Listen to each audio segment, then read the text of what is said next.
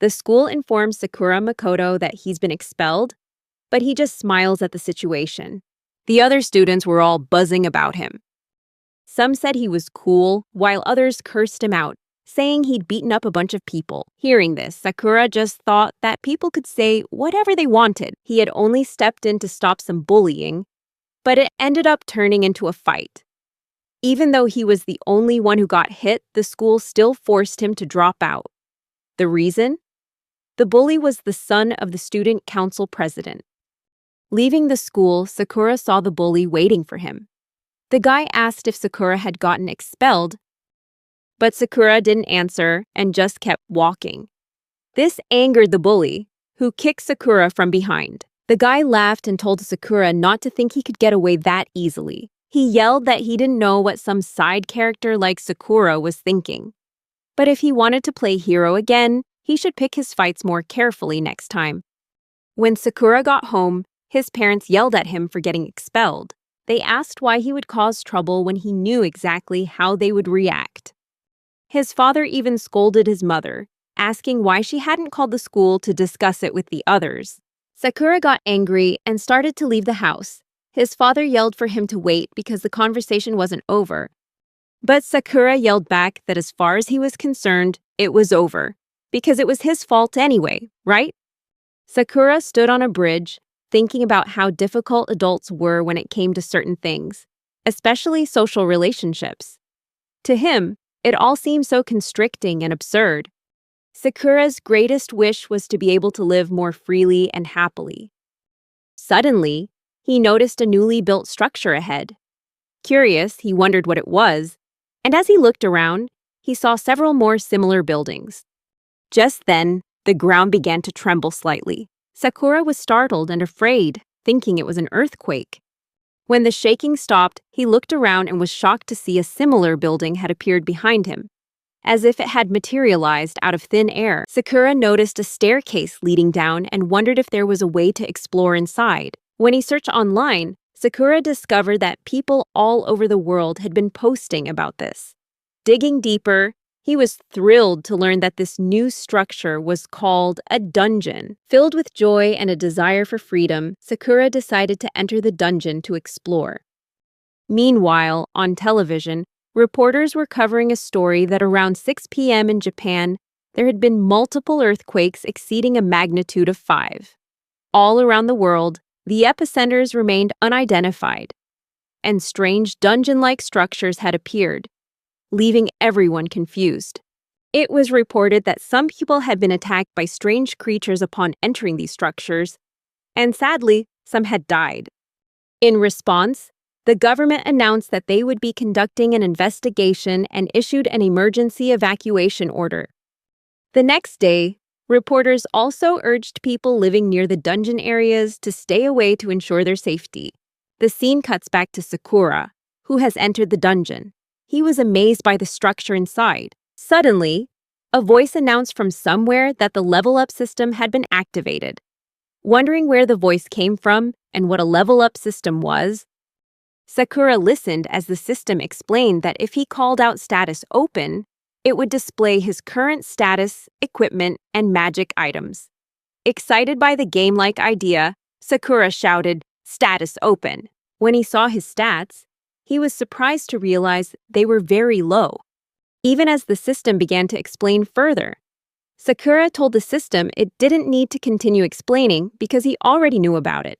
The system apologized, thinking the information would be helpful, and asked if it should be removed. Sakura said no, telling the system to just leave it as it was since it didn't confuse him. The system cheerfully replied, ensuring Sakura's satisfaction. When Sakura asked about skills, the system explained that when he reached certain levels, he would receive a random skill, or an existing skills level would increase. To start, Sakura had a skill called Infinite Level Up, and a level 1 fire magic skill. Curious, Sakura asked what the Infinite Level Up skill meant. The system explained that it was a skill that allowed him to surpass the normal level cap and continue leveling up indefinitely. Suddenly, a slime monster appeared in front of Sakura.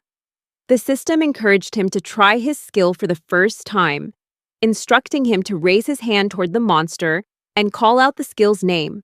Sakura did as he was told, shouting, "Fire Magic Level 1!"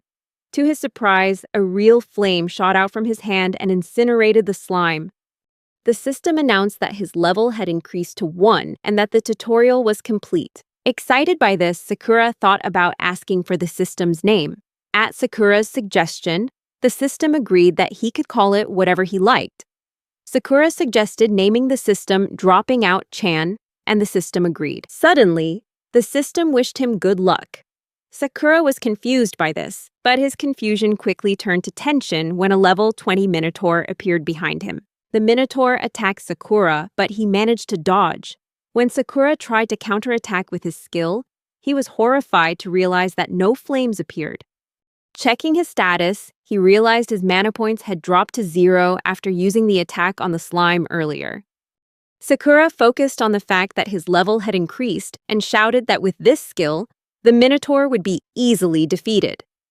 He started running back the way he came and found another slime. Once again, he destroyed it, and his level increased by 3 levels. This time, Sakura got a new skill called 1,000 times experience points. He was thrilled because now, defeating demons or monsters would grant him 1,000 times the normal experience points. Determined to level up quickly, he decided to use this strategy to defeat the Minotaur. The next day, Sakura's mother told Wazuma that she had received a message from Sakura an hour ago. Wazuma worriedly asked where Sakura was. Sakura's mother replied that he'd said he was in the dungeon. The scene cuts back to the dungeon, where Sakura was still fighting the Minotaur. By this point, he had reached level 15. Sakura said that he had been in the dungeon for half a day and had also learned a few things. He discovered that even if the walls or floor were destroyed, they would return to normal after a certain amount of time. Similarly, monsters would also respawn after a while, and it seemed they couldn't leave the confines of the dungeon. Realizing he couldn't land an effective blow, Sakura decided to head toward the stairs and sit down there. He wondered whether he should call his mom to talk or just leave the dungeon for a while. Sakura also noticed that the monsters wouldn't chase him when he got close to the stairs. Taking advantage of this, Sakura left the dungeon once more and rested to recover his strength. However, he couldn't understand why he felt so cornered in the situation. Just then, Sakura faced a bat-like monster. With 0 MP left after his fight with the Minotaur, Sakura couldn't level up or attack effectively. To make matters worse, he was feeling exhausted and hungry. In a desperate situation, Sakura wondered if the monsters he had defeated upon entering the dungeon might have respawned. He decided to go back and defeat them again, hoping to find a way forward. Thanks to his 1,000 times experience point skill, Sakura leveled up 3 times each time he defeated a monster, eventually reaching level 25. Finally, he was able to land a punch that took down the Minotaur, and this victory shot him up another 18 levels, bringing him to level 43. Sakura was amazed by the experience, finding it much more exciting than he had ever imagined. The scene shifts to 2 weeks later, with television programs showing crowds gathered near a hall, demanding the dungeons be opened. The whole world was focused on a United Nations meeting to discuss whether or not to open the dungeons. The president of Japan urged other nations to open their dungeons, stressing that the items recovered from dungeons and the level-up system were beyond current scientific explanation, hinting at their potential importance for global understanding and development. He also asked if there was any other way to utilize the findings from the dungeons besides pursuing a technological revolution. Someone else loudly objected, saying that shouldn't be a reason to grant everyone access. The president of Japan repeated his question, asking if they had thoroughly investigated the dungeons, stating that not only firearms but also modern scientific equipment using telecommunication waves had been found. He urged the nations to abandon their old ways of thinking, because what they needed now were not just armies, but highly skilled individuals. He proposed ignoring regional boundaries and allowing all citizens to freely explore the dungeons. The president suggested that the state could buy back the items recovered from the dungeons, which would be the most effective approach.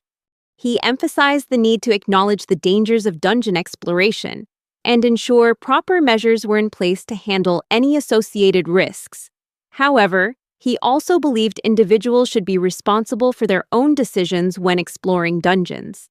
Furthermore, whether they pursue dreams, money, fame, or freedom, and despite the dangers, those who explore and seek these things need a name that neither deifies nor demeans them. Let's call them players.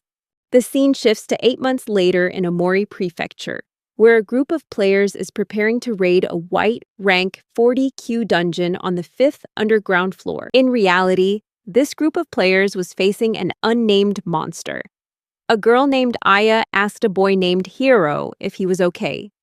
Hiro replied that he was fine and asked about the new monster, noting it was very different from the minotaurs they'd encountered before. Aya asked Hiro if they should leave the dungeon, since their levels weren't high enough to defeat this monster. Hiro yelled for both girls to run, insisting that he would stay behind because if they ran together, all three of them would die. Aya, stunned and stressed, asked what Hiro was talking about. Hiro told her not to overthink it and to let him fight the monster so they could escape. Despite Aya's attempts to stop him, Hiro wouldn't listen. As he approached the monster, it easily sent him flying with a single punch. The Minotaur prepared to attack Hiro again, and the girls screamed, urging him to run, while Hiro stood frozen, confused, and not knowing what to do. Hiro recalled his past actions, where he had treated his two younger sisters poorly, and began to apologize for everything he had done. Just then, everyone was surprised to see Sakura appear, right as the Minotaur was about to strike Hiro again. Sakura quickly intervened, saving Hiro by taking down the Minotaur with just one punch. Afterward, Sakura smiled and asked if everyone was okay. The two girls and Hiro repeatedly thanked Sakura for saving them.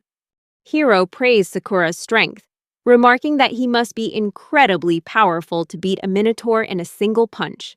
Sakura laughed and explained that it wasn't quite what Hiro thought. When Hiro asked Sakura about his level, Sakura replied that, including the monster he just defeated, his level was 10,000. Everyone was stunned, wondering about what Sakura had just revealed. A few minutes later, Aya was giving Hiro first aid and asked why he didn't use her healing spell. Hiro chuckled and explained that she was out of mana. Meanwhile, on the other side, Sakura showed Hiro his status. Seeing it, Hiro was shocked to realize that Sakura had been telling the truth. He also asked if it was thanks to the skill's infinite level and 1,000 times experience points that Sakura was able to reach such an unbelievable level. Sakura responded with a smile and confirmed that was the case, admitting he had done pretty well for himself. Seeing this, Hiro advised him not to reveal his level so carelessly to others, and to avoid attracting unnecessary attention. Sakura looked confused and asked why. Hiro yelled, asking if Sakura understood that if his level were exposed, not just the Japanese government, but possibly the entire world would monitor and exploit him, which could lead to unimaginable consequences. Hearing this, Sakura realized he could lose his freedom if his level became public knowledge. Stressed out, he asked Hiro to pretend he hadn't heard anything. Hiro laughed and reassured Sakura that he knew he was a good person, reminding him that he had saved them. The girls, oblivious to the conversation, were minding their own business, so there was no reason for Sakura to be stressed. Model: Sakura thanked Hiro for explaining everything and promised to be more careful from now on. Just then, Aya walked up and called out Sakura's name. Her sudden appearance made both Sakura and Hiro tense up. Seeing their reaction, a confused Aya asked what was wrong and why they looked so surprised. Hiro bluntly asked Aya if she'd heard everything they were just discussing. Confused by his question, Aya said she hadn't. Hiro then asked what she wanted to talk about. Aya praised Sakura's strength and asked if he was aiming for that dungeon. Sakura acted strangely, as if he had no idea what she was talking about. Surprised, Aya asked if he really didn't know. She then shared that the country's first challenge was to clear the Red Shadow Pink Rank dungeon in Okinawa, and the reward for the player who defeated the boss on the deepest floor was 30 million. Hearing this, Sakura was stunned and excited, exclaiming how interesting things were getting. Aya and Hiro were bewildered by his sudden change in attitude. Sakura was fascinated by the idea of a dungeon so tough the government had to offer a reward for it. He thanked Aya and the others for the information, mentioning that he planned on heading to that dungeon. Sakura noted that if he left soon, he could get there by tomorrow, which was Monday. Hearing that, a confused Yui reminded him that tomorrow was only Saturday, adding that Sakura had been in the dungeon since last week. Sakura tensed up, realizing that if everyone found out he'd been in the dungeon continuously since he left home, it could mean serious trouble for him. Sakura immediately took off, running at full speed. After Sakura was gone, Hiro apologized to Aya and Yui, admitting that he had made them panic.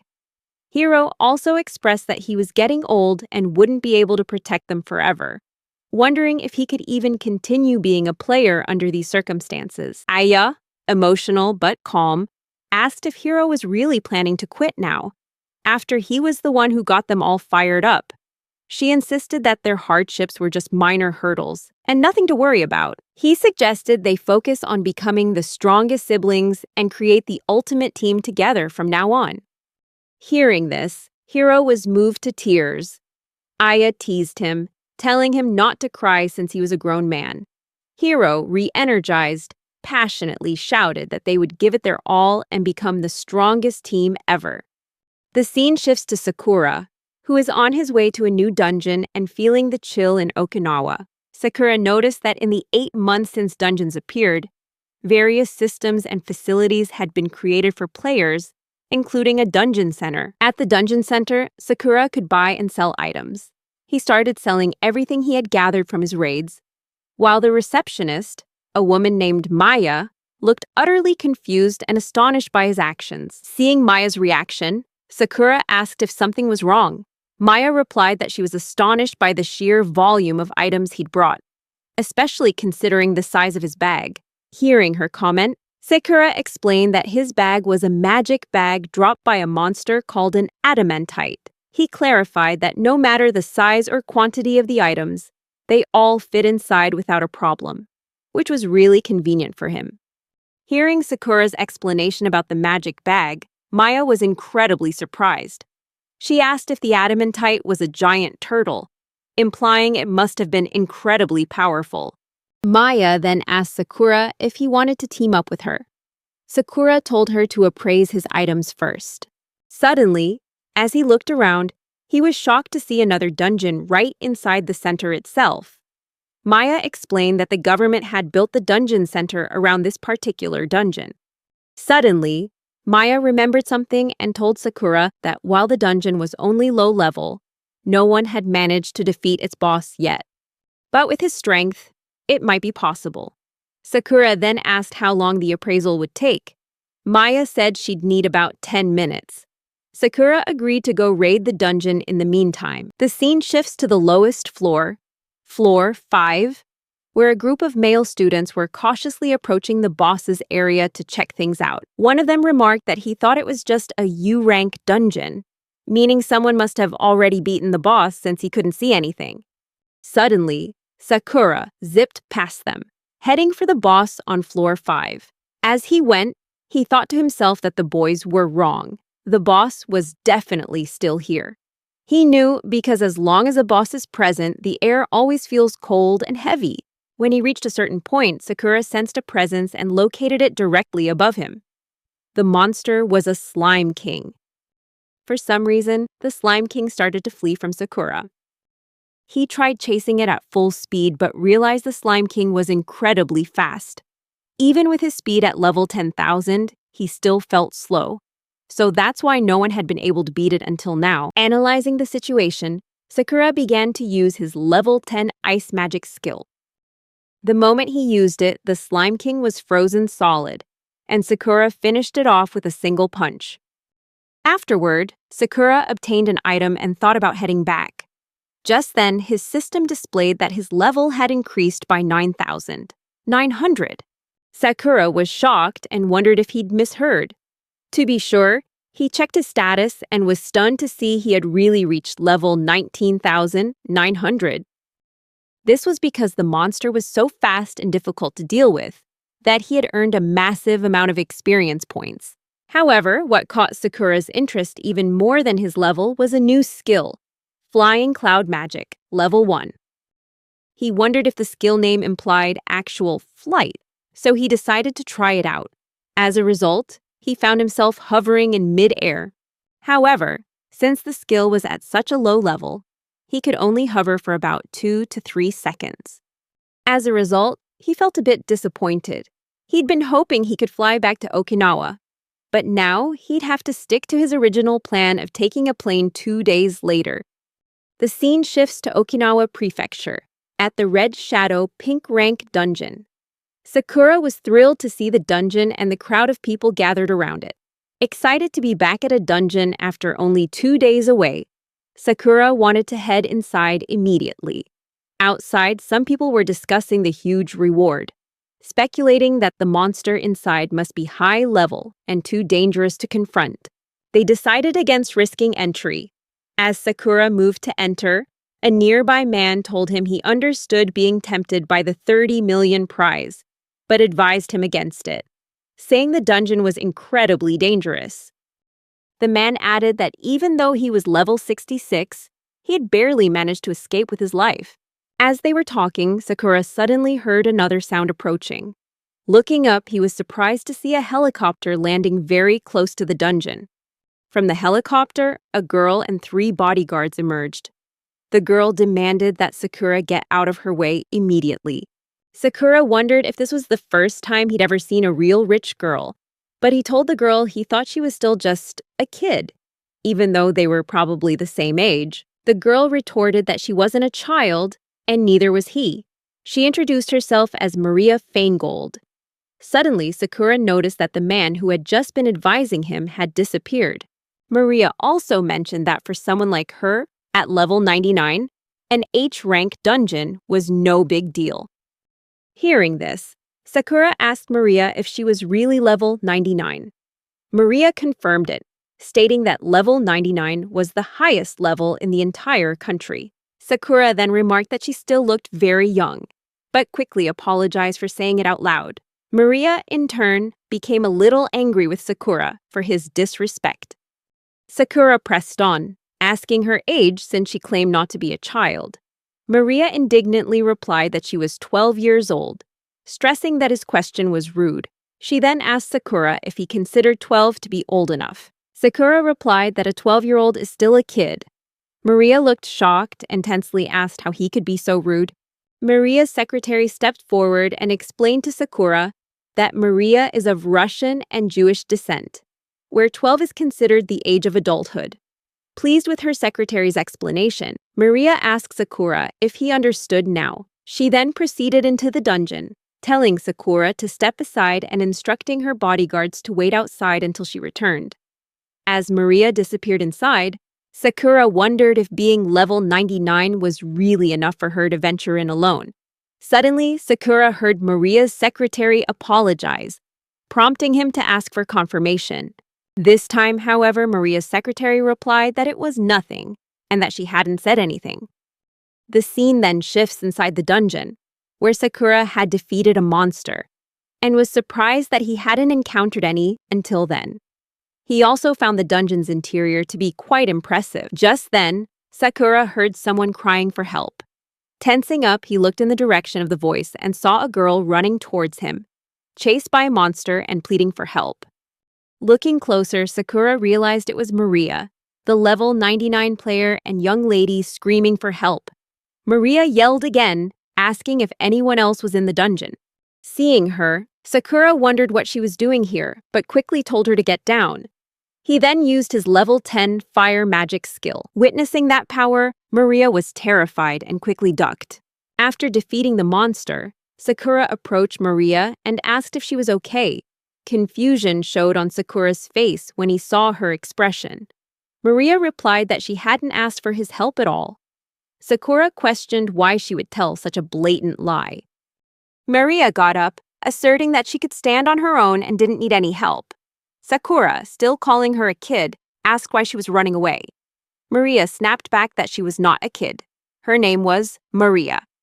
Sakura then asked her again why she was running from a fight when she was level 99. Maria answered that it was because she had never actually defeated a real monster before. Seeing her say it so proudly, Sakura asked in annoyance why she was bragging about it. He wondered if the whole story about her being level 99 was a lie. Maria firmly replied that it was not, then explained that her bodyguards would fight the monsters until they were nearly defeated, and then she would deliver the final blow to get experience points and level up. Hearing this, Sakura grew frustrated, but he forced a smile to hide his feelings and advised her to be careful on her way back. Unexpectedly, Maria suddenly hugged Sakura from behind and held on tight, preventing him from moving. Sakura angrily demanded to know what she was doing. Maria laughed and told Sakura she would grant him the privilege of joining her party. Sakura retorted by pointing out that the exit was behind her, implying she should head that way. Maria shouted that she refused to leave, declaring that she was determined to clear this dungeon.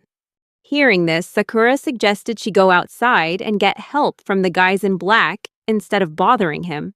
Maria asked if he was kidding, stressing that she'd made an inspiring speech outside and couldn't just run away in front of everyone like that. She admitted to Sakura that she was actually terrified and asked him to defeat the monsters for her. Sakura finally understood that Maria was being serious, but still annoyed, asked her to just get to the point. Maria responded by proposing they team up, adding that she wouldn't let him go until he agreed. Sakura replied that he understood her request, so she should let him go.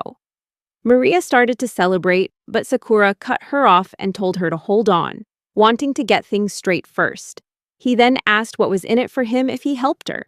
Maria asked, confused, if he meant that teaming up with her wasn't a benefit in itself. Sakura reiterated that he wanted to understand why she was so determined to clear the dungeon, since it seemed her goal wasn't just the 30 million yen reward. Maria firmly replied that was correct, explaining that her goal was to conquer the dungeon to prove her maturity to her parents, who lived far away. She clarified that she didn't want the experience points or the 30 million yen reward, but simply the honor of being the one who cleared the Red Shadow dungeon. Hearing this, Sakura was shocked and thought that for people like him, seeking honor and attention was just a pain. Instead, Sakura decided that Maria should get all the credit for clearing the dungeon. Sakura told Maria he would agree to team up on the condition that she claimed to have cleared the dungeon by herself. Maria happily agreed to this condition. A moment later, realizing she was being too friendly, she backed away and told Sakura he should feel honored to be in a party with her. Sakura got tense and reminded her that he said the deal was only for the Red Shadow dungeon. Maria retorted that he didn't need to say it because she already knew. The two of them proceeded to the second floor, where a level 60 Devil Boar was waiting. This time, Maria seemed confident. Sakura remarked that if Maria couldn't defeat the monster on her own, it would be a huge problem. Maria yelled back, feeling disrespected by his comment. Sakura quickly shushed her and asked if she had brought any weapons. Maria smiled sheepishly, holding up her bare hands for him to see. Sakura was stressed but handed Maria a dagger, encouraging her to use it. He reassured her that while it might be scary at first, with her level at 99, she would manage. Maria took the dagger, mustered her courage, and leaped to attack the monster, plunging the dagger into its head. The monster was defeated, and Maria began to celebrate, thrilled that she had beaten a real monster for the first time in her life. As they made their way to the third floor, Sakura thought to himself that Maria's level 99 wasn't just for show. As long as it was real, everything would be fine. Maria was excited and urged Sakura to move faster, as she wanted to clear the dungeon by herself. However, in her haste, she slipped and tumbled down the stairs. Sakura watched her fall and hoped she was okay. When they both set foot on the third floor, Sakura grew curious about the skills Maria had learned, since he'd never seen her use any. Maria made a strange face and asked if he really wanted to know about them. Sakura told Maria to stop acting like that because it was starting to get weird. Maria then replied that if he wanted to know, she had learned 4 incredibly powerful skills. For her first skill, Maria demonstrated level 5 vacuum magic, creating blades of vacuum that shot down at the ground. Sakura was amazed to see it and was impressed that she could create vacuum blades. Maria shared that she wasn't very good at controlling vacuum magic and found it difficult to use. Then, she demonstrated her second skill, Level 10 Recovery Magic, explaining that she could instantly heal any wound, no matter how severe. While Sakura was still processing that, Maria revealed her third skill was Level 1 Resurrection Magic. Sakura was shocked and asked if this meant she could bring back the dead. Maria replied that it seemed possible and wondered if she was the only person in the world who could use resurrection magic. Sakura thought that the skill sounded like a bug in the game. Finally, she shared that her fourth skill was a super rare one that allowed her to receive 10 times the experience points. Hearing this, Sakura was surprised and asked if the skill was really that rare. Maria was confused by Sakura's reaction and asked why he seemed so indifferent when this was a skill that let her get 10 times the experience points. She explained that when she defeated a monster, she would get 10 times the experience points compared to others. She asked Sakura if he had ever heard of such an overpowered skill.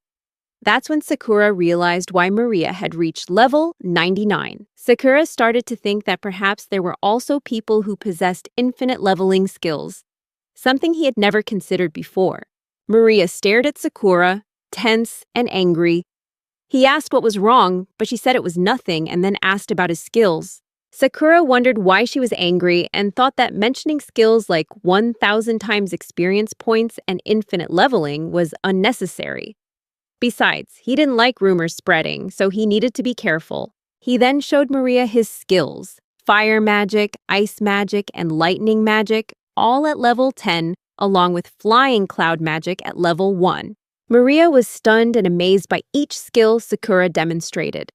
She praised him for having so many level 10 skills, and even a flying skill, saying he was truly impressive and strong. Sakura thanked her for the compliment. Maria then asked if that made her the strongest person right after him. Sakura felt stressed out by her optimism. Maria then asked if with so many magic skills, Sakura was also at level 99. Sakura hesitated before answering, but Maria mistook his silence for a yes. She was overjoyed that they were a two-person team both at level 99, making them the strongest team, with her as the leader. Sakura smiled and agreed with her, thinking to himself that this situation was just weird. Despite the mutual benefits, partnering up with someone else still felt surprising to him, but he thought maybe trying it out once in a while wasn't so bad. On the other hand, Maria was surprised to see Sakura laugh so freely. She remarked that she was surprised Sakura could make such a happy face. Sakura got embarrassed and told her to stop teasing him because she talked too much.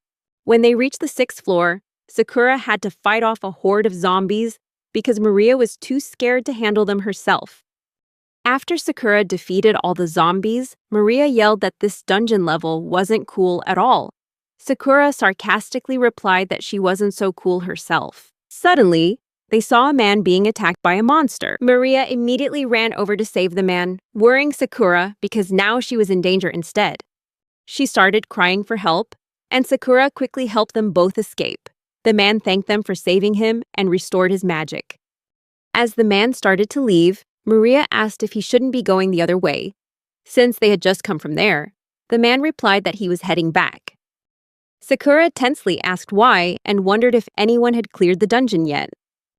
The man answered no, saying it was impossible. He told Sakura that no matter how strong they were, strength alone wasn't enough to clear this dungeon. Sakura and Maria continued onward.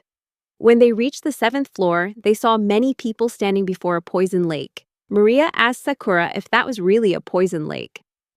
A girl standing nearby warned them to be careful, explaining that if they touched the lake, their bodies would gradually go numb, and eventually they wouldn't be able to move. Maria was surprised by the girl's knowledge.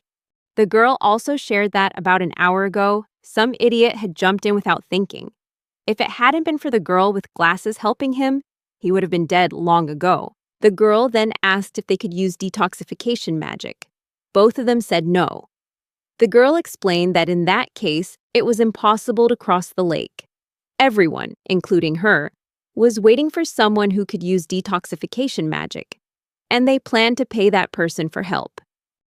Maria then asked Sakura what they should do, since they couldn't use detoxification magic to get to the other side. Sakura replied that it wasn't a problem, as there were other ways to cross the lake without needing detoxification magic.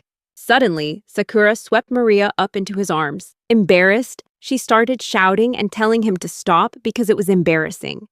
Sakura told her to hold on tight and started running toward the poison lake. Tense and scared, Maria asked if he was planning to jump across the lake, expressing her disbelief and telling him to wait. However, Sakura used his flying cloud magic and began to float in the air. Everyone around them was astonished by the sight, and Maria felt a little relieved. Sakura also told her to look down and see, but Maria angrily told him to shut up and said he should have explained before acting. Sakura laughed and apologized. Maria then told him not to use this as an excuse to touch her and to let her go already. Sakura replied that if he let her go now, she would fall into the lake and probably die.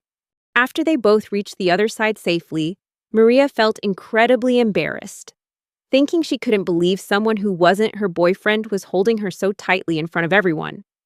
Meanwhile, Sakura was also testing out his flying skill, and upon landing, he noticed a staircase leading to the 8th floor.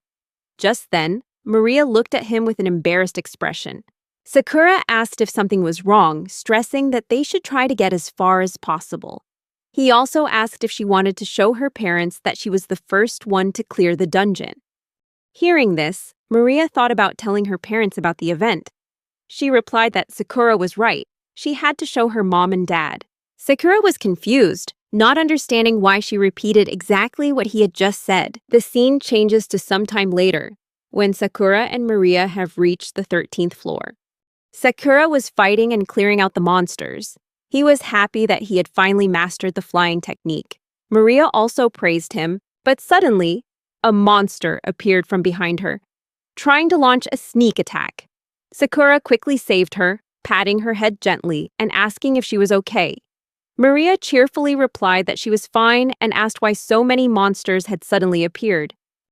Sakura explained that it was because she had pressed the button she saw earlier, a very strange-looking one. No matter how she looked at it, it was still very odd to Maria. With a confused look, she asked Sakura, "Aren't buttons supposed to be pressed?" Sakura fell silent at her question, not knowing how to respond to such naive logic. He asked if she was tired and suggested they take a short break.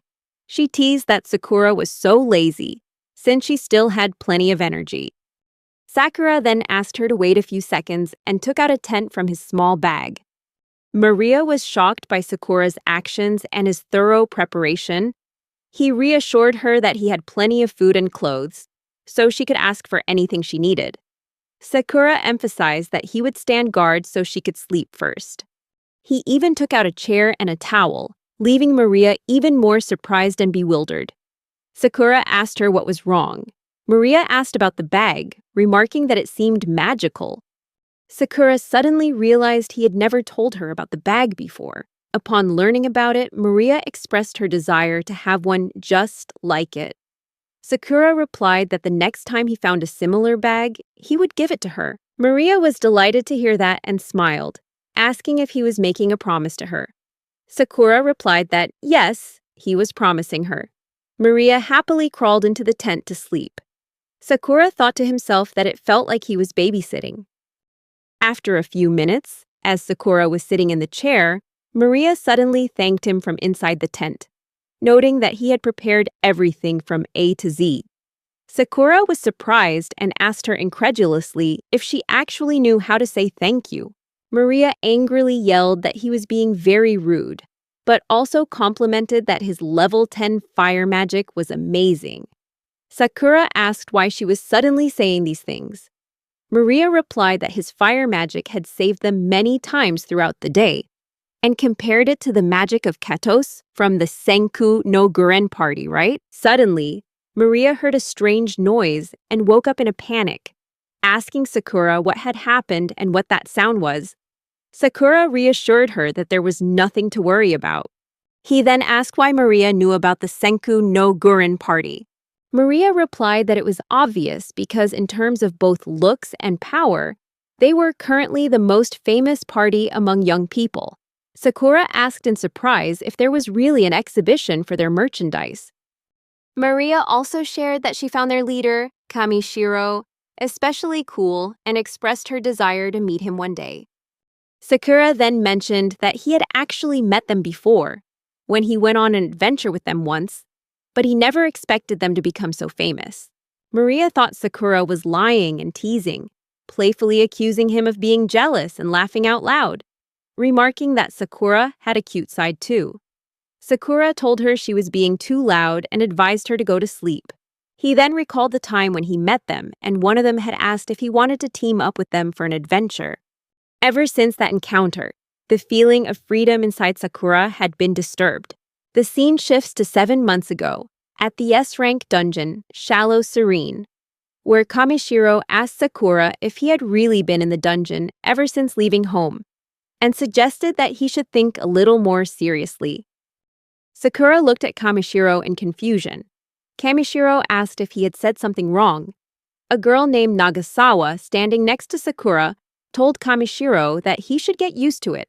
Sakura looked at Kamishiro with pity. Suddenly, from behind, a boy named Kaido jumped on Sakura and remarked that being expelled from school, running away from home, and entering a dungeon proved Sakura must be very interesting. Seeing them, Nagasawa commented that she thought these two idiots were a perfect match. Meanwhile, Sakura was wondering what was wrong with everyone as he was lost in thought. A girl named Mizukawa tried to get Sakura's attention, and when he heard her voice, he turned to look.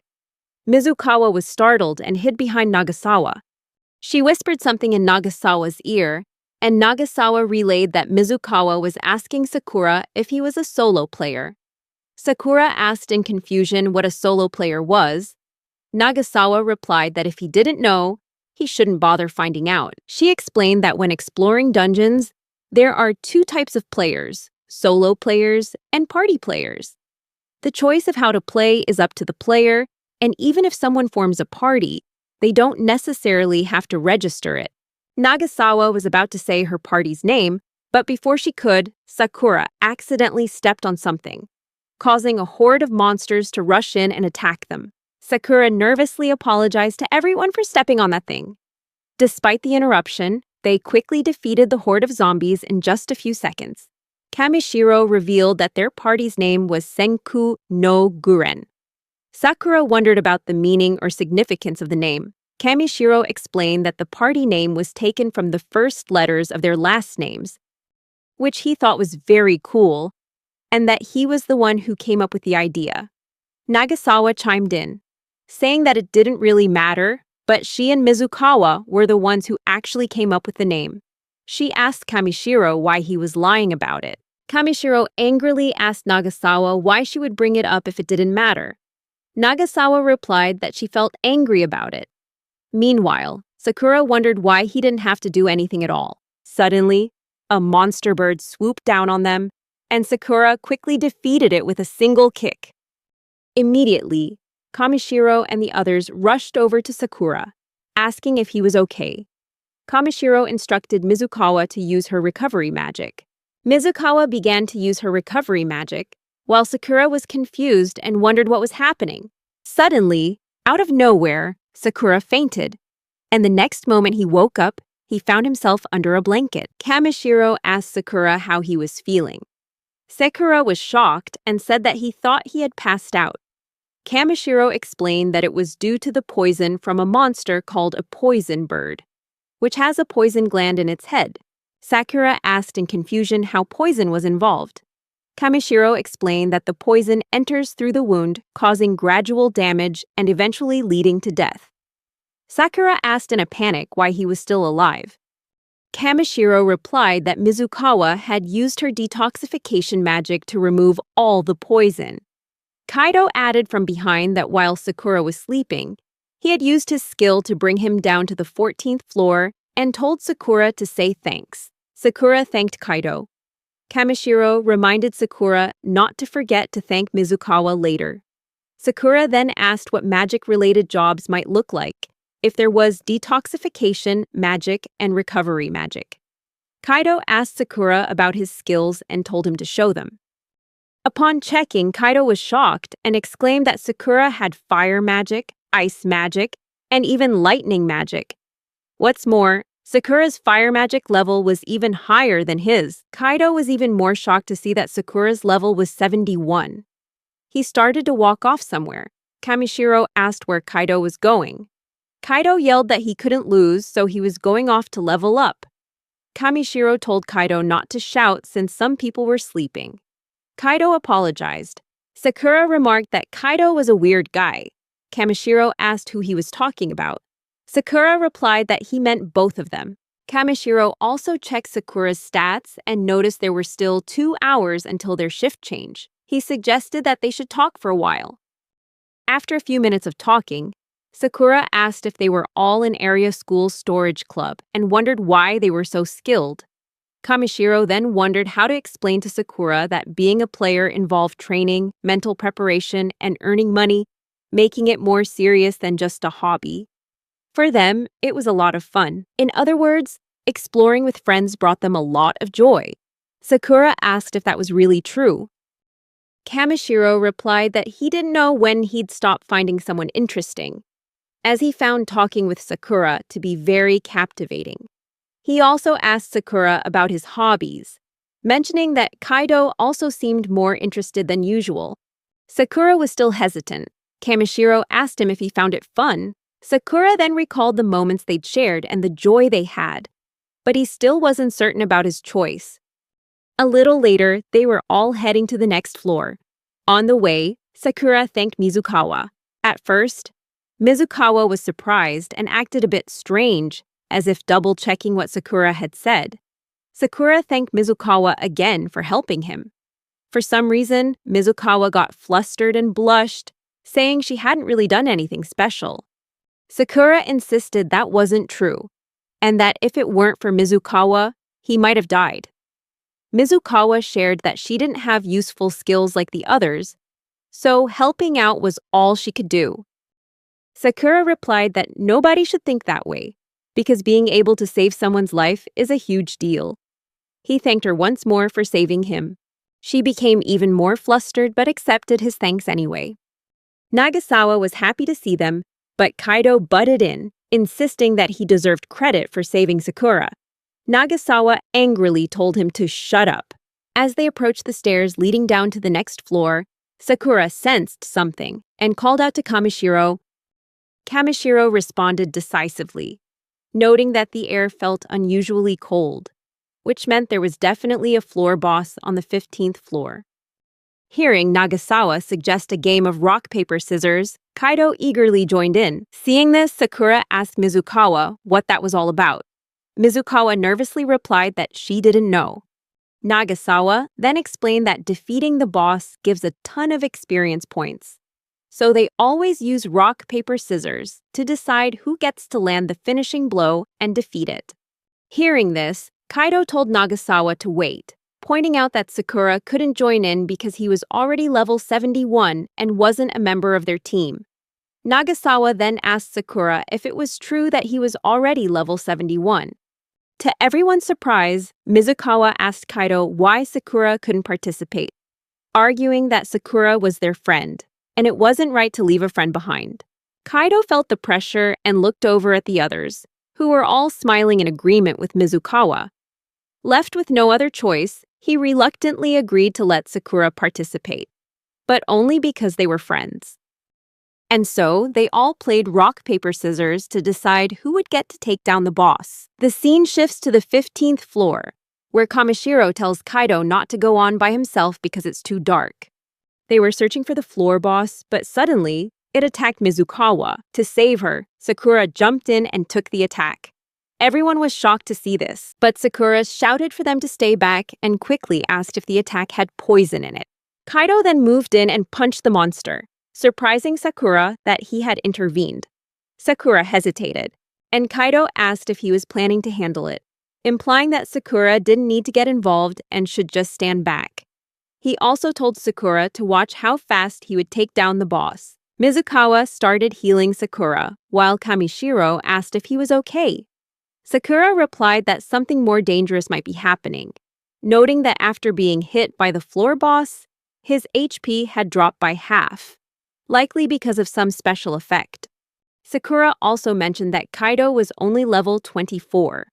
Suddenly, Nagasawa saw something and screamed Kaido's name. When Kamishiro looked over, he saw Kaido losing the fight and getting bitten twice by the floor boss, named Two-Tail. Kaido's HP dropped by 75%. Meanwhile, Kamishiro and Nagasawa rushed in to help Kaido and began fighting the boss. Meanwhile, Sakura told Mizukawa to go help Kaido, saying that he was all right. While Nagasawa and Kamishiro were fighting the boss, Mizukawa healed Kaido. Kaido was furious with himself for being so careless and told Mizukawa to run, seeing that the boss was going to continue attacking him. Just as the floor boss charged toward Mizukawa and Kaido to attack, there was nothing anyone could do. But then, Sakura used his lightning magic skill and defeated the floor boss. Sakura leveled up 20 times. Everyone was stunned by what just happened, but they were even more surprised when Kaido got up and walked over to Sakura. Sakura tried to ask if he was okay, but Kaido suddenly punched him. Everyone around them was shocked as well, and Nagasawa asked Kaido why he did that. Kaido angrily told her to be quiet and demanded that Sakura explain why he stole his kill.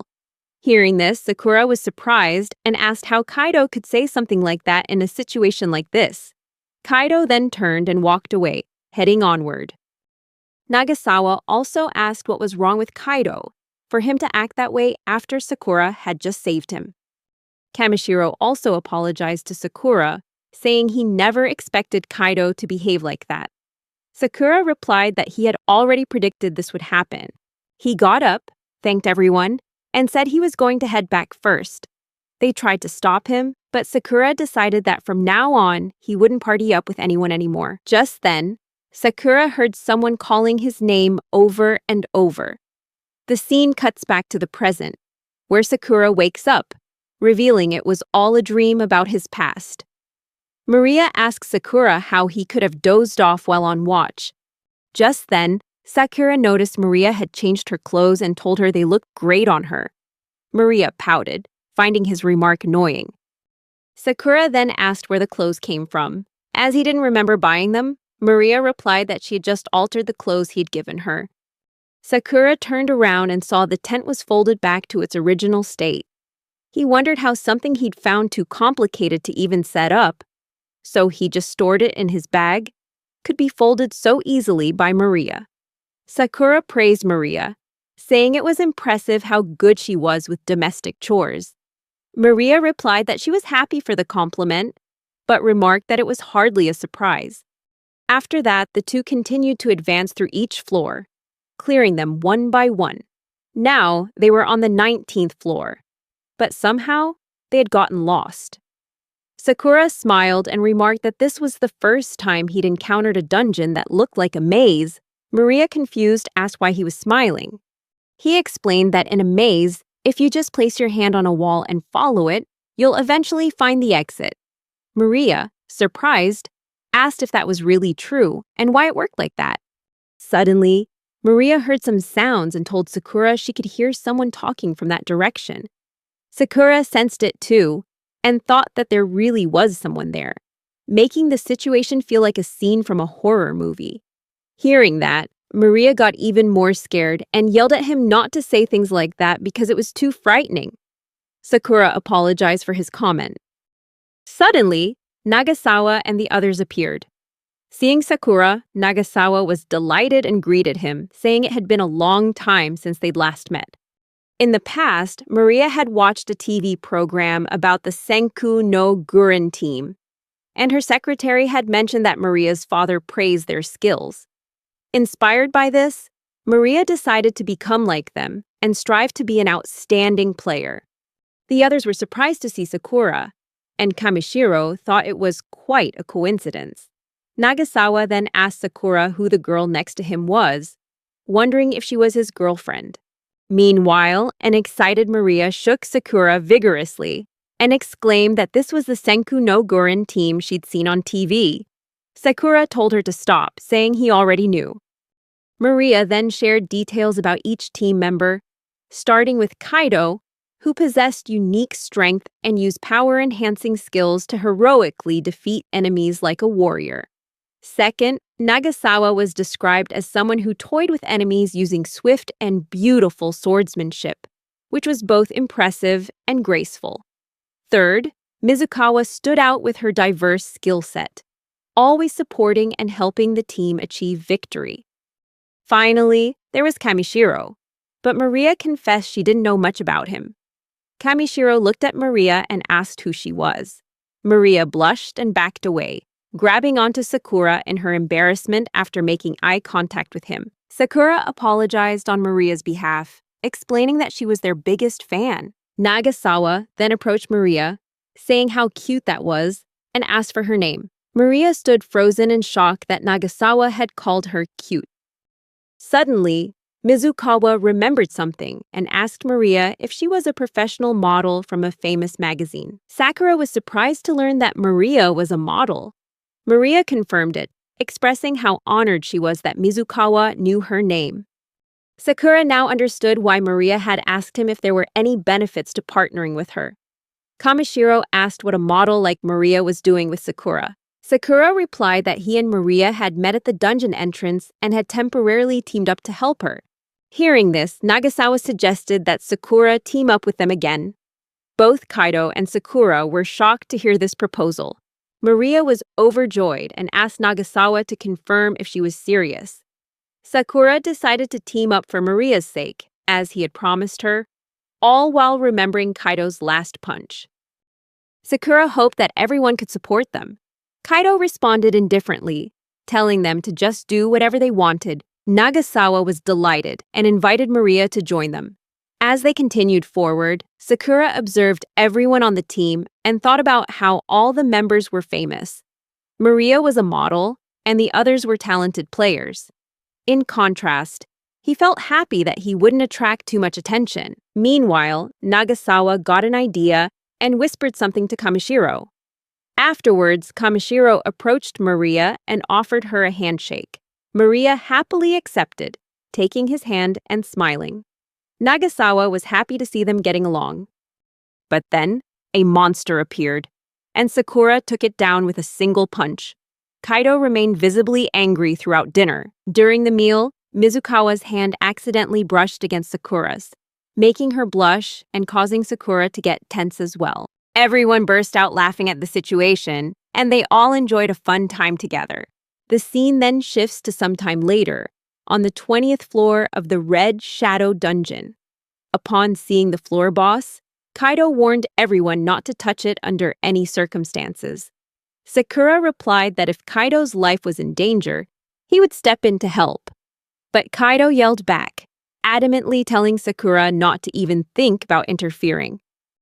Kamishiro told Nagasawa to be ready to support Kaido when needed, and had Mizukawa on standby with her healing magic. He also instructed Maria to fall back. They then began the battle with the floor boss, as Kaido engaged it in combat. Kamishiro apologized to Sakura, stating he knew Sakura could have easily defeated the boss if they hadn't joined forces. Sakura looked at Kamishiro, confused. Kamishiro replied that it was nothing, and acknowledged that the battle had ended with Kaido's victory. Sakura then expressed that while he wanted to fight the boss and act freely, he didn't know what else to say about it. Sakura wondered about the real reason behind his desire to seek freedom. Even though he himself wasn't truly free, he told everyone that it was strange but interesting. Suddenly, a strange explosion occurred and smoke filled the area. When the smoke cleared, Sakura was horrified to see everyone lying unconscious on the ground. It was the work of the floor boss named Nine Tails. Sakura became enraged, feeling as if he were being forced down a path he didn't choose, and this unjust loss of freedom was unforgivable to him. The scene shifts to outside the dungeon, where dungeon reporter Takota Koko is broadcasting live. She announced that a large crowd was gathering at the H-rank dungeon in Okinawa Prefecture. Furthermore, according to some sources, Takoda's early reporting had attracted significant interest from young people, as the Senku no Guren team was also inside the dungeon. Unexpectedly, she forgot she was live on air and started expressing her excitement about getting their autographs when they returned and possibly landing an interview. Realizing her mistake, she quickly returned to her live broadcast. She went on to ask the crowd if 5 days had passed since the government announced the reward, wondering if anyone would emerge to conquer the dungeon. The scene cuts back to Sakura, who is trying to punch the Nine-Tails monster, but to no effect. Suddenly, he noticed Mizukawa had sat up and seemed okay, so he rushed over to ask if she was all right. Mizukawa, looking stunned, asked what had happened as she realized everyone had been defeated, a fact that was both painful and shocking. Sakura placed a hand on her shoulder and explained that everyone was badly injured by Nine-Tails' power burst, but Mizukawa had likely avoided the worst of it by being behind him. He then asked her to use her healing abilities to save everyone, as she was the only one who could do it. As the Nine-Tails monster charged to attack from behind again, Sakura used ice magic to counter, but Nine-Tails easily melted his ice attack with a single blow. Sakura then told Mizukawa to take care of everyone while he prepared to fight. Mizukawa was worried about him, but Sakura reassured her not to worry and reminded her to save everyone. He proceeded to use a fire magic skill to attack, but once again Nine-Tails easily blocked the blow. Sakura wondered if it wasn't just physical and ice attacks, but fire attacks were also ineffective. He speculated that it was probably because Nine-Tails' body was inherently made of fire. Sakura then used cloud magic to fly into the air and launched a lightning magic attack, seeing it as his last hope. However, Nine-Tails easily defended against it and deflected the lightning strike back at Sakura. Just then, memories of his school days flashed through his mind, reminding him of a time he couldn't see something through to the end. Sakura angrily recalled the sight of flowers placed in his shoes, demanding to know who was responsible. Sakuraba had mocked him, saying Sakura shouldn't even come to school because if he were in Sakura's shoes, he probably wouldn't have the guts to live anymore. Enraged, Sakura threw his bag in Sakuraba's face, which led to Sakuraba's group beating him up. Sakura admitted that he couldn't do anything back then, and that if he had just been able to stop Sakuraba, maybe his classmates and teachers would have stood by him, and maybe he'd still be in school. But regardless, Sakura realized that being haunted by Sakuraba's group and what they did wasn't worth it anymore, because he had found a place he never wanted to lose. Cutting back to the present, Sakura resolved that if one blow wasn't enough, he would use a continuous combo to face the challenges ahead. Suddenly, Maria screamed his name. Sakura was overjoyed to see her. Maria yelled that he didn't need to be so tense because he was the strongest one there. Sakura then unleashed a continuous barrage of lightning attacks on the Nine-Tails, taunting that it was a shame for the creature because they weren't even in the same league. Sakura wondered if this time could be different from that moment he felt so helpless, determined to protect the things he couldn't bear to lose. Finally, the Nine-Tails monster was defeated, and Sakura leveled up 417 times. After the victory, Maria began to celebrate as everyone else slowly regained consciousness. Sakura said he was just relieved everyone was safe. Kamishiro told him it was all thanks to him, that they would have been helpless without him. Mizukawa also praised Sakura's strength, and Maria just kept chanting about how powerful he was. Then Kaido called out to Sakura, declaring that he wouldn't lose to him next time, while also apologizing for their previous clash. Mizukawa told Kaido to speak up, and Kaido retorted that if they had enough energy to be loud, they should use it to recover and get going. Mizukawa then pointed out that he was the one being louder than normal. Kamishiro announced that they had finally conquered the H-rank dungeon.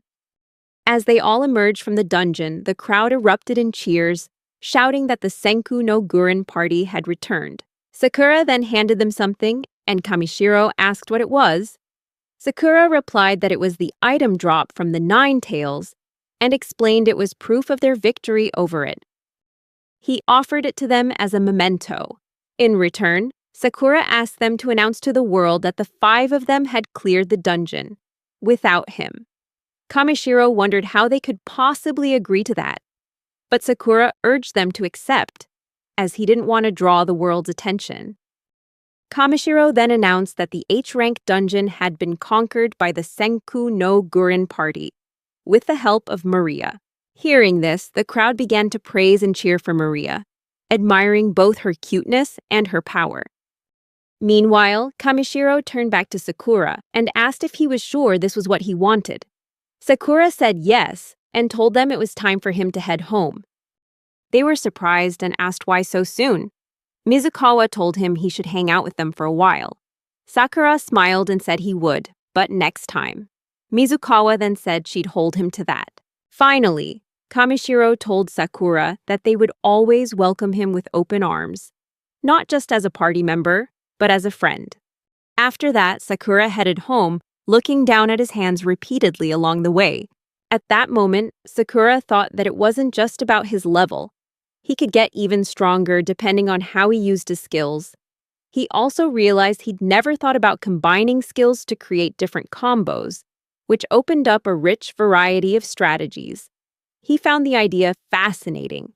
Suddenly, Maria called out to him from behind. When Sakura turned around, he saw her running towards him. He asked her what was up. Maria asked in surprise what he meant by that, because they needed to go tell his parents about their victory. Sakura, confused, asked why, saying that just one of them going should be enough. Maria asked sadly how he could say such a thing, insisting they should go together. He repeated that he thought one person would be fine. Maria suddenly leaped up and hugged him tightly. Startled, Sakura asked why she was hugging him so hard. Maria happily replied that they had adventured, talked, eaten, and fought together, and that there were so many things she still didn't know. She also said that while she was always happy being surrounded by her parents' love, she knew there was a world of wonders waiting outside.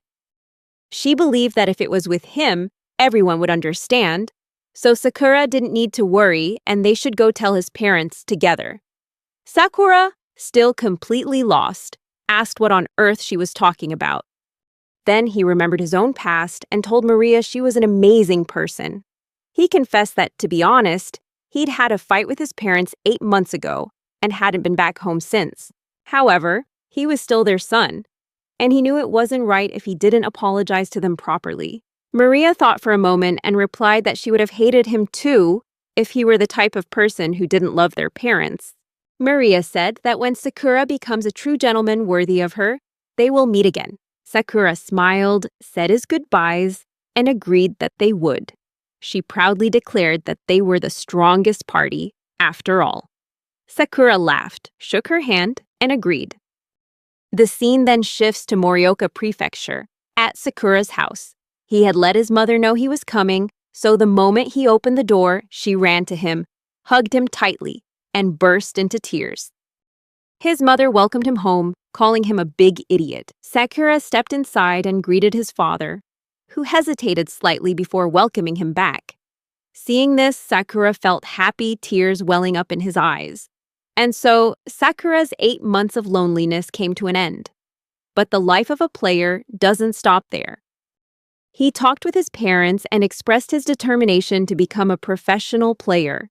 Afterwards, he wondered where to go next and decided that since he'd cleared an H rank, the next logical step was G rank. Sakura told his parents he was heading out, but as soon as he opened the door, Maria was standing right there, about to ring the bell. Seeing him, she wished him a good morning. Flustered by the unexpected meeting, Sakura felt a wave of panic and quickly slammed the door shut. Maria got angry at his reaction. Finally, Sakura stepped back outside and realized that Nagasawa and Mizukawa had come along with Maria. They both wished him a good morning and reminded him of his promise. About a next time in Okinawa, they emphasized that next time was finally here. Nagasawa also mentioned that Maria had told them she was going home next week, so this was also a sort of farewell party for her. Mizukawa shyly apologized for interrupting. Sakura replied that he was planning on clearing a dungeon. Nagasawa laughed and asked why that was all he cared about. saying he needed to live a little and enjoy his youth.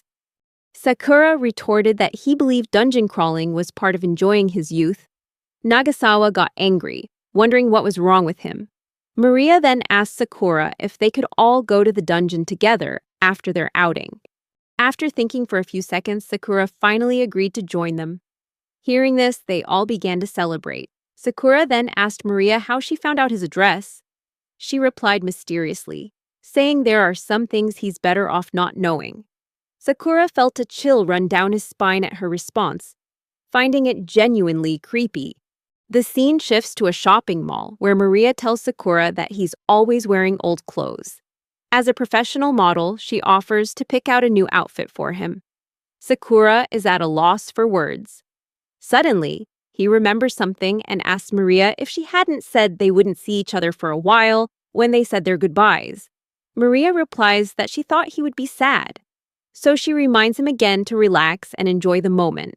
Sakura thinks she's right. Since he's with them, he might as well relax and have fun. Maria picks out a t-shirt for Sakura, which shocks Nagasawa because she doesn't like it. However, Sakura compliments Maria on her great choice. The scene shifts to the Yumuno Aquarium, where Maria cheerfully runs inside, shouting about how much she loves aquariums. Nagasawa asked Maria to wait up, saying this aquarium is a bit small compared to the one back home, but she still wants to see the penguins. She calls out for Maria to wait because she's coming too. Mizukawa laughs and remarks that Maria is really having a great time. Sakura then asks Mizukawa if it was her idea to visit the aquarium and asks what she wanted to see. The scene shifts inside the aquarium, near the jellyfish exhibit. Here, Sakura asks Mizukawa if this means she likes jellyfish. Mizukawa nods, saying that jellyfish are so mysterious and mystical. She also mentions that some types of jellyfish are kept as pets, and even shares that there's a World Jellyfish Museum that displays rare species. Suddenly, she starts running towards it, calling for them both to go and see. After leaving the museum, Sakura says that he had a lot of fun. Mizukawa replies that she had fun too, especially getting to see the rare jellyfish, and that spending time with him made her very happy. All of a sudden, Sakura remembers and says he almost forgot. He brought a gift for her. Mizukawa is surprised and asks why. Sakura confirms, suggesting she keep it as a souvenir, and mentions that he has a gift for the others as well. Mizukawa joyfully replies with happy tears, thanking Sakura and saying she will treasure the gift for the rest of her life. Sakura laughs and says that's maybe a bit of an exaggeration, wondering to himself if he really just picked it up by chance while looking at a t-shirt. Sakura then asks where the other two are. Mizukawa replies that she hasn't seen them yet. Just then, Mizukawa gets a call from Nagasawa. On the call, Nagasawa screams urgently, telling Mizukawa to come quickly because she's the only one who can save her. As it turns out, Nagasawa is scared of thrill rides, and Maria is trying to convince her to go on one. Sakura and Mizukawa are surprised to learn about Nagasawa and Maria's likes and dislikes. The scene then shifts to a later time, where Nagasawa is talking with Sakura. Nagasawa is tired of Maria, and Sakura is also surprised to see that Maria and Mizukawa are both very good at playing thrill rides. Nagasawa suggests that Sakura should split the rewards from the Red Ball dungeon evenly. Sakura feels a bit pressured because she keeps asking, but he assures her he has no problem with it. Nagasawa replies that she still feels uncomfortable about it. Sakura explains that since he cleared the dungeon, he has the right to decide, and he thinks it's reasonable because a man only needs a certain amount of money to live without struggling. He also says he just wants to enjoy his time in the dungeon. Sakura then asks Nagasawa if the Senku no Gurin team has any plans. She confirms they have a goal, which is also everyone's goal, the dreaded Orank dungeon. The Mountain of Dread dungeon, also known as the Final Dungeon. Hearing the name, Sakura wonders if it's that dungeon, the terrifying mountain that looms near Lake Usuri in Aomori Prefecture, famous for being a terrifying dungeon. He shares that he went there 2 months ago, but the gate was sealed shut and wouldn't budge no matter how hard he punched it. The atmosphere there was heavy and cold. with no sign or feeling of life at all. Sakura asks a few more things, but Nagasawa suddenly cuts him off, saying they shouldn't talk about dungeons when they're having fun. Now, Sakura has to make up for it by buying some drinks. Sakura is confused and asks why, since Nagasawa was the one who brought up everything about the dungeon in the first place. Nevertheless, he still goes to get the drinks. And when he returns, he is surprised to see two boys asking Nagasawa if she wants to hang out with them. Seeing Sakura, Nagasawa runs towards him and asks why he took so long. Both boys are shocked to realize that she was waiting for her boyfriend. Nagasawa tells Sakura that these two were bothering her while he was being slow. Sakura confusedly asks if they weren't her friends. Nagasawa irritably asks Sakura what part of them looks like her friends. Suddenly, one of the boys steps forward angrily, shouting that he heard Nagasawa call them creeps, demanding to know how she dared to say that. Nagasawa retorts that they're idiots and are dressed like morons in those freaky shirts. The boy yells back that they are the strongest YouTubers with famous brothers, and now she has to pay for bad-mouthing them. They boast that they are both at level 99, so she has some time to apologize before they take action. Sakura feels tense inside, scoffing at their emphasis on levels, as he considers himself to be at level 20,000. The boys, known as the Akura brothers, laugh again and insist that Nagasawa apologize, or else face the consequences. Lin and Tin, the two brothers, are live streaming with the help of a friend. Lin says it's a popular trend for players to fight each other to gain fame, and they're famous for their unrivaled 38-game winning streak. Lin then tells Sakura and Nagasawa they should record a battle with them as compensation. Despite being rejected multiple times and having his favorite t-shirt insulted, he feels lucky to have met Nagasawa from the Senku no Guren team and her boyfriend. Hearing this, both Sakura and Nagasawa shout in unison that they are not a couple. Lin then reassures them not to worry, saying that even if they get hurt, their excellent team can easily heal them with level 8 recovery magic. Nagasawa angrily retorts that Lin is the one who should be worried. Lin says there's no way he's gonna lose. Nagasawa angrily asks why Lin is boasting so much. Lin replies that the starting stats appear when the level system is first activated, and it represents the user's physical strength, which is different from others. Sakura wonders if Lin is right, since he also had very low stats from the beginning. Lin then asks them to take a look, pointing out that both brothers have much higher strength. So even if Sakura and Nagasawa were at level 99, they still couldn't defeat the two Akura brothers. Hearing this, Nagasawa becomes furious and yells at the Akura brothers, telling them to stop talking and come at her. She calls them creeps again. Sakura tries to calm Nagasawa down, saying they have no reason to fight those brothers. Nagasawa replies that those guys are getting on her nerves, and Sakura can stand aside and just watch if he wants. Sakura then asks Nagasawa about her level and weapon. Nagasawa replies that she's at level 94 and her weapon is a sword.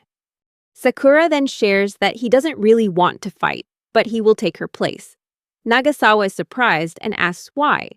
Sakura asks how she could possibly fight someone with higher stats at level 94, especially when she can't even slash them. Nagasawa agrees but warns Sakura that if he loses, she will kill him. Sakura smiles and replies with an okay, confident that there is no chance he will lose. Lin then asks his team to get ready to start recording, and the match begins. Lin rushes towards Sakura and kicks him, but Sakura blocks the blow with his hand. Seeing this, Lin laughs and asks Sakura if it hurts, suggesting he should try blocking his attack again.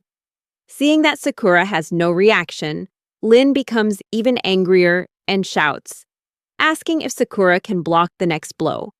Sakura starts to feel bored because Lin talks too much. Lin continues to attack Sakura with punches, but Sakura easily dodges every single attack. Seeing the speed of Lin's punches, Nagasawa was surprised, and Tin even boasted that no one had ever remained standing after taking Lin's barrage of punches. Unexpectedly, Lin grew tense as none of his punches could land on Sakura. Suddenly, Sakura landed a powerful punch on Lin, sending him flying through the air. Everyone was shocked by the power of the punch. However, Sakura became tense, worried that he might have accidentally used all his strength. Tin shouted that there was no way Lin could lose, suggesting that Sakura must have used some kind of magic trick. An enraged Tin used both hands to cast wind magic at Sakura. Seeing this, Sakura jumped up to dodge. While in the air, he wondered if, like with recovery magic, one could use both hands to support themselves and stabilize a spell being cast. He decided he needed to talk to Maria about this. Suddenly, Sakura realized Nagasawa was standing behind him, and the wind magic was about to hit her. Sakura quickly ran towards Nagasawa and lifted her onto his shoulder to save her. Tin was surprised to see Sakura and Nagasawa dodge so easily, realizing that he had lost. Unexpectedly, a dolphin doll flew over and hit Tin in the face, knocking him unconscious. Sakura then asked Nagasawa if she was all right, realizing that he had instinctively dodged to protect her, without even knowing she was standing right behind him. At that moment, Nagasawa suddenly blushed for some reason, but quickly regained her composure. She asked Sakura if the stuffed bear he had just thrown was a gift for Maria. Realizing his mistake, Sakura felt tense. The scene then shifts to a later time, where Mizukawa and Maria are surprised to see the Tsuchikura brothers sitting and talking with Sakura. Mizukawa confusedly asked Nagasawa if they were her friends. Nagasawa angrily asked Mizukawa from what point of view she would ever consider them her friends. She then turned to the Tsuchikura brothers and asked how long they planned to stay. The truth was, both of them were terrified of Sakura and admitted they would follow his orders for the rest of their lives. They apologized to everyone and then left. Nagasawa, feeling exhausted from everything that had happened, suggested that they should head home now. Both Mizukawa and Maria agreed. But Sakura angrily told them to wait a minute because they still had to go into a dungeon. He asked if they were coming with him. Maria cheerfully agreed, saying that Sakura was right and that it would be a lot of fun. Mizukawa also replied that if everyone else agreed, she had no problem with it. Sakura then asked Nagasawa for her decision. But seeing her expression, Sakura figured she felt she had no other choice and was already prepared to go home the next day. He looked at his phone and felt tense when he saw that the video of his fight with the Tsuchikura brothers had gone viral with 800,000 views. Sakura was stunned to realize how famous the Tsuchikura brothers were, but was also angry that they had filmed him without permission. Just then, Sakura received a call from Kamishiro. At first, he was surprised that Kamishiro was calling him, but then he remembered that they had exchanged phone numbers in Okinawa. Kamishiro greeted Sakura and mentioned that he had seen the video of the Tsuchikura brothers. Sakura responded by expressing his frustration, saying he was really unlucky because he didn't want to attract attention or anything like that. Kamishiro then directly asked Sakura what level he was currently at. Sakura was stunned and asked him to repeat that. Kamishiro clarified that he wanted to challenge Sakura to a one-on-one match, as he believed he could defeat him. The scene shifts to a few days later, on the 20th floor of the G-rank Blue Cave dungeon, where Sakura is fighting dragons.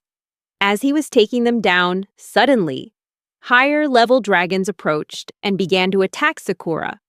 He felt thrilled, because the most exciting part of the battle had begun. Little by little, he took down each dragon, and his level was also rising. The scene then flashes back to what really happened when Kamishiro and Sakura last spoke. Kamishiro mentioned that ever since they first met, Sakura had shown him his status screen, revealing skills with 1,000 times experience points and the ability to level up infinitely. Kamishiro shared that at the time he found it a bit funny, but now, after learning the limits of leveling and witnessing Sakura's battle with the Ninetales, as well as his victory against the Tsuchikura brothers, Kamishiro believes that Sakura has far surpassed level 99. At that point, Sakura didn't understand Kamishiro's intentions. He tensely asked why Kamishiro wanted to fight and what the purpose of it was. Kamishiro laughed and told Sakura that he knew there was no reason for him. But he himself had always achieved everything he wanted and needed with ease. Kamishiro believed he stood above everyone, both before and after the leveling system appeared, right up until Sakura came along. Therefore, he wanted to put forth all his strength to try and surpass Sakura. Sakura felt tense, not knowing what to say or do at that moment. Kamishiro continued, adding that he didn't mean they would fight right this instant, as he knew Sakura had his own life, so whenever it was convenient for Sakura, he would be ready to fight.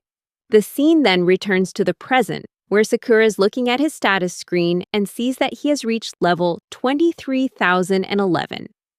At that moment, Sakura wondered if Kamishiro was right, that even if he wanted to, he wouldn't know how to defeat such an opponent. Suddenly, something fell from above. It was a girl. She cried out in pain as she landed, startling Sakura and causing him to turn and check on her. Seeing the girl, Sakura was surprised when she stood up and ran towards him, cheerfully asking if he was Sakura. Sakura, surprised, asked how she knew his name. The girl replied that she had seen the video of the Tsuchikura brothers and thought he was very cool. She also asked if he was the one who had defeated the dragon monsters. Sakura confirmed with a nod. Excited to hear this, the girl moved closer to him, then introduced herself as Iso Miki and thanked Sakura for saving her. Sakura replied that he didn't remember saving her. Iso explained that she had been swallowed by a monster, and if Sakura hadn't defeated them, she would have been trapped there for the rest of her life. Hearing this, Sakura became tense, wondering if there was something wrong with her or if she had taken some kind of drug to be acting so strangely. Suddenly, he realized that there was another person beside him, without any equipment or weapons. Sakura kept staring at her, lost in thought, which made her think he was playing a staring game. She began to stare back, thinking it was a show of confidence. When she looked him straight in the eyes, Sakura felt tense and turned his head away. Iso then celebrated her moment, smiling and saying that she had never lost at this game. She reminded Sakura of their promise, that the loser would have to pay for hamburgers. Sakura protested that he had never agreed to any such promise and asked if she had been in the dungeon alone, since he hadn't seen anyone else. Iso replied that she had and said she was exploring by herself. Sakura was stunned to hear this, wondering if it was even possible to reach the 20th floor of a G-rank dungeon alone without any equipment or weapons, unless she also had the ability to level up infinitely. Sakura then asked her what level she was currently at. After checking, Iso answered that she was at level 22. She also said that she knew it was a bit embarrassing, but she was only 18 years old. Sakura exclaimed that it was impossible because she would die in a G-rank dungeon if she was only at level 22. A confused Iso asked Sakura why he thought she was lying and invited him to check her equipment for confirmation. While they were talking, a dragon monster suddenly appeared, snatched Iso in its mouth, and flew away. Sakura was horrified, but realized that if Iso was really at level 22 and had managed to reach the 20th floor, he needed to understand what was going on. He watched the dragon toying with Iso, tossing her into the air and breathing fire at her. Sakura decided to use his cloud magic to save Iso from the dragon. After rescuing her, he was surprised to see that Iso had no signs of wounds or injuries. He wondered just what kind of person she was,